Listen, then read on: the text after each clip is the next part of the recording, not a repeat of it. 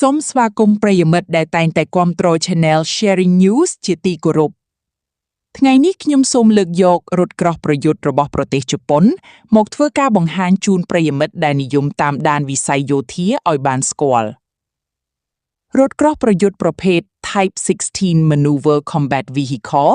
គឺជារថក្រោះធុនស្រាលដែលមានកង់8ប្រភេទកង់កៅស៊ូផលិតឡើងដោយក្រុមហ៊ុន Mitsubishi Heavy Industries របស់ប្រទេសជប៉ុនសម្រាប់បម្រើឲ្យកងកម្លាំងស្វ័យការពារជើងគោកជប៉ុន JGSDF រថក្រោះប្រយុទ្ធធុនស្រាល Type 16 MCV វាមានតួនាទីស៊ើបការនិងគាំទ្រប្រយុទ្ធឲ្យកងទ័ពថ្មើរជើងហើយវាគឺជា Tank Destroyer អ្នកប្រមាញ់កំទេចរថក្រោះផងដែររថក្រោះនេះត្រូវបានរចនាឡើងដោយក្រុមហ៊ុន TRDI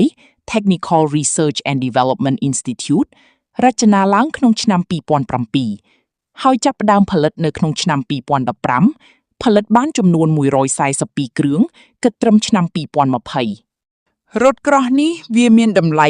$5.1 លានក្នុងមួយគ្រឿងចំពោះលក្ខណៈពិសេសរបស់រថក្រោះនេះ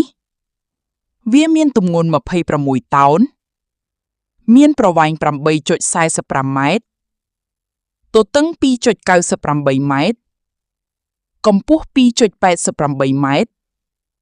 វាប្រតិបត្តិការដោយយោធិនចំនួន4នាក់ចំពោះគ្រឿងសព្វពិវុធរថក្រោះនេះ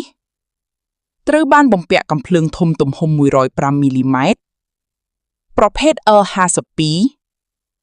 បំពាក់កាំភ្លើងយន្ត 12.7 មីលីម៉ែត្រ M2 Browning Machine Gun និងបំពាក់កាំភ្លើងយន្ត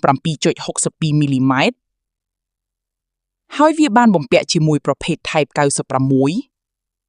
40 មីលីម៉ែត្រ Automatic Grenade Launcher